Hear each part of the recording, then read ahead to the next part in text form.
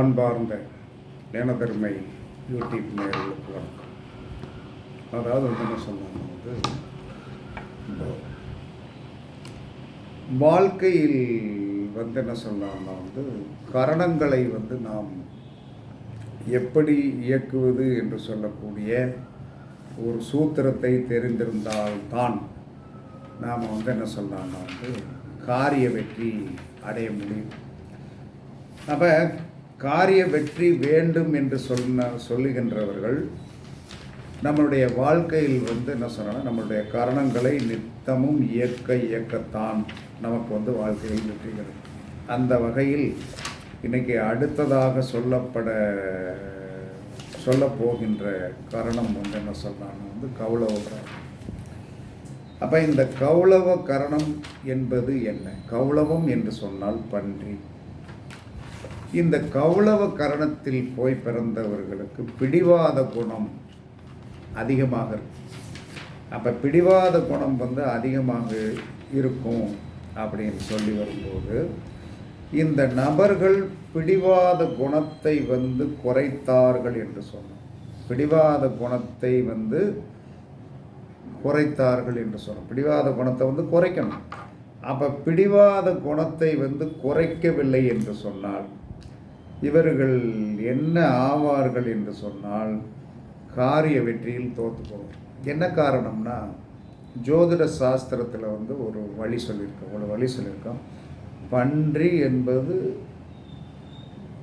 கிராமத்துப்புறத்தில் எல்லாரும் அசிங்கமாக சொல்லக்கூடியது பன்னி அப்படின்றவங்க. போடா பண்ணி அப்படிமா, போடா பண்ணி அப்படிமா. அப்போ பன்றியை அசிங்கமாக சொன்னாலும் ஆனால் பன்றியும் தெய்வமாக இருக்கிறது. அப்போ வராகமூர்த்தி தான் பன்றி. முகத்தில் பன்றியுடைய முகம். அப்போ இவர்கள் கௌளவ கரணத்தில் யார் பிறந்தாலும் பிடிவாதத்தை குறைக்கும். அந்த பிடிவாதம் என்பது என்ன என்று சொன்னால் என்ன சொன்னான்னா இந்த இந்த இந்த கௌளவ கரணத்திற்கு கிராமத்தில் ஒன்று சொல்லுவோம், காதை அறுத்தாலும் கிழங்கு தின்ற பன்றி. அந்த காதை அறுத்து போட்டாலும் அந்த கிழங்குங்கிற இடத்துக்கு போய் என்ன சொல்கிறான்னா முண்டி முண்டி முண்டி முண்டி முண்டி முண்டி முண்டி என்ன சொல்கிறான்னா அந்த வேலையை பார்க்கணும். அப்போ இந்த கௌளவ கரணத்தில் போய் பிறந்தவர்கள் செய்ய வேண்டிய விஷயம் தன்னுடைய பிடிவாதத்தை குறைத்து பிறருடைய பொருளுக்கு ஆசைப்படக்கூடாது. அதாவது காற்றில் விதைக்கப்பட்டிருக்கிற கிழங்கை அடுத்தவன் தோட்டத்து கிழங்க நீ போய் திங்கிறது தப்பு. அதாவது தவறு என்று தெரிந்திருந்தும் அதாவது சொன்ன இப்போ கரணத்தை நமக்கு வச்சுட்டான், அது மிருகம். அந்த மிருகத்தோடைய குணத்தை நீ வச்சிருக்கக்கூடாது. எப்படி அப்படின்னா ஒரு பொருள் என்ன சொல்கிறாங்கன்னா நமக்கு ஒரு பொருள் கிடைச்சிருச்சு. அந்த பொருள் இன்னொருத்தருடைய பொருள். அது இன்னொருத்தருடைய பொருள். இப்போ ட்ரெயினே இருக்குன்னு வைங்களேன். ட்ரெயினில் போகிறோம். ட்ரெயினை நம்ம சொந்தம் கொண்டாட முடியுமா?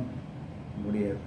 இவர்களுடைய எண்ணம் என்ன இருக்குது தெரியுமா? ட்ரெயினே இவளுக்கு சொந்தமானதுன்றவாங்க.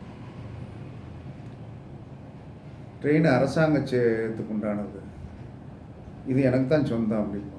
இந்த வடிவேலு என்ன சொல்கிறான்னு பஸ்ஸெல்லாம் நல்லா பார்த்துக்கிட்டியா, சரி விலைக்கு வாங்கிக்கோ அப்படின்னு சொல்லிட்டு பேர் குறையெல்லாம் சொல்லக்கூடாதுன்ற மாதிரி இவங்க பிறர் சொத்துக்கு ஆசைப்படுவார். பிறருடைய இன்பத்தை இவர்கள் எடுத்துருவாங்க. இதை ஏன்னா ஒரு ஜோதிடராக இருந்து இதை என்ன சொன்ன நல்லா ரசனையாக இந்த கரணங்கள் எப்படி ஆக்டிவேஷன் ஆகும் என்பதை நான் தெளிவாக புரிந்து கொண்டது. ஏன்னா நிறைய பேருக்கு அவ்வளோ கரணத்தில் பிறந்திருப்பீங்க. அவர்கள் எல்லாம் வருத்தப்பட்டாலும் நீங்கள் கொஞ்ச நேரத்துக்கு தான் வருத்தப்படுவீங்க. உங்கள் குணத்தை மாற்றிக்கிடுவீங்க இல்லையா? அந்த குணத்தை மாற்றினா தான் நீங்கள் யோகமாக இல்லைன்னு என்ன சொன்னா கிராமத்தில் சொல்லணும், ஆசைப்படலாம், பேராசைப்படக்கூடாது. இதுதான் கௌளவ கரணம். ஆசைப்படு ஆனால் பேராசைப்படாது. இவங்க என்ன செய்வாங்க தெரியுமா, ஆசைப்படுவதே தப்பு, பேராசையும் பட்டு அதில் ஒரு பெரு நஷ்டத்தை உள்ளதும் போச்சு நொல்லக்கண்ணா அப்படிங்கிற மாதிரி வந்து ஆயிடுவான். எதற்கு இவ்வளோ சொல்கிறேன்னா, இதே மாதிரி நிறைய அனுபவங்கள் பட்டதுனால சொல்கிறேன். அப்போ வந்து என்ன சொல்கிறேன்னா, இந்த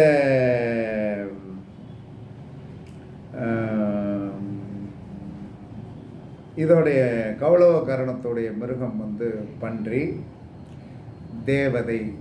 தேவதை கௌளவ கரணத்துடைய தேவதை என்று சொன்னால் மித்திரன். மித்திரன் என்று சொன்னால் நண்பன் என்றார்.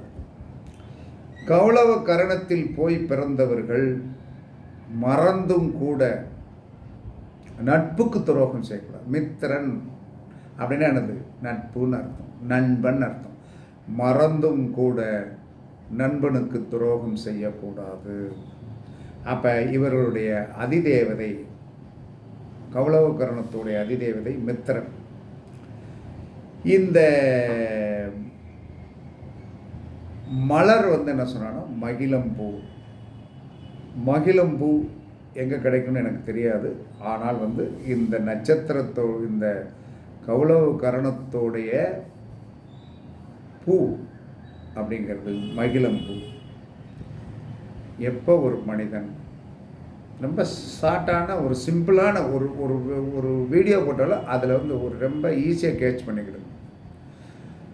கௌளவ கரணத்தில் போய் பிறந்தவர்கள் தினமும் பணியாரம் தின்றால், கிராமத்தில் செய்வது இனிப்பு பணியாரம். அந்த கௌளவ கரணத்தில் போய் பிறந்தவர்கள் உங்கள் வீட்டில் அடிக்கடி இனிப்பு பணியாரம் போட்டு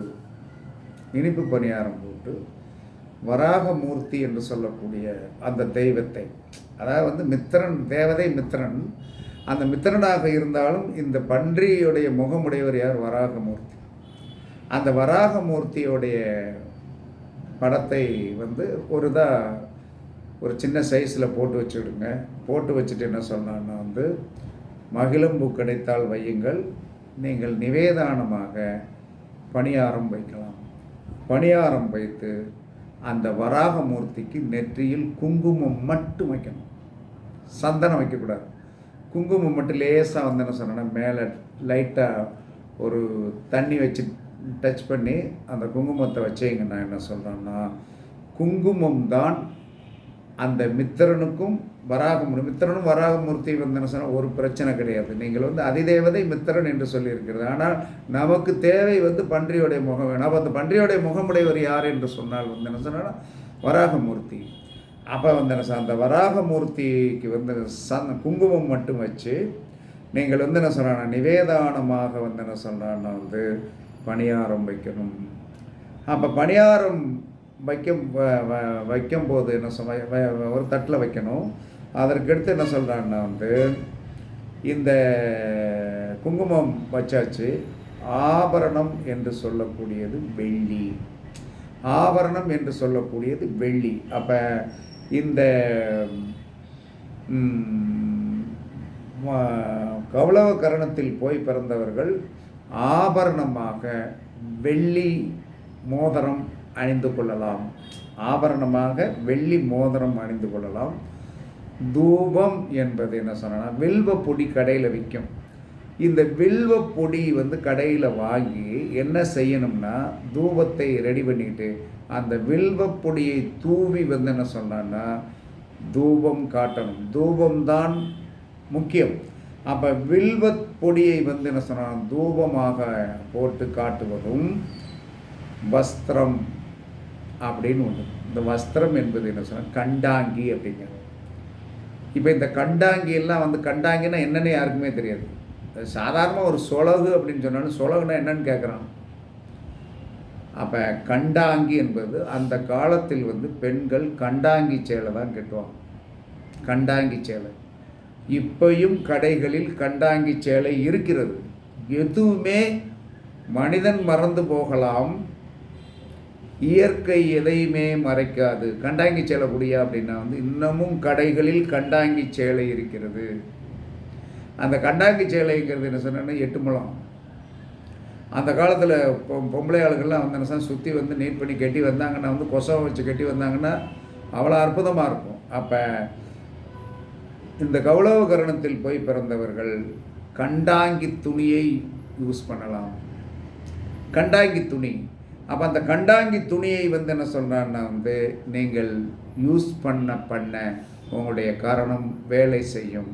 கடையில் கேளுங்க, கண்டாங்கி துணின்னு ஒன்று சொல்கிறாங்களே இருக்கான்னு கேளுங்க. இருந்தால் ஒரு சேலையாக எடுத்து விடுங்கள். எடுத்து வச்சு வந்து என்ன சொன்னான்னா வச்சு கும்பிட என்ன சொன்னான்னா விசேஷமாக இருக்கும். வில்வப்பொடியை வந்து தூபம் காட்டணும். அதற்கடுத்து பாத்திரம் என்ன சொன்னான்னா செப்பு பாத்திரம். செப்பு பாத்திரத்தில் வந்து என்ன சொல்கிறான்னா வந்து தண்ணீர் வைக்கணும். செப்பு பாத்திரத்தில் தண்ணீர் வைத்து என்ன சொன்னான்னா வந்து நீர் விழாவுதல் என்று சொல்வார்கள் இல்லையா.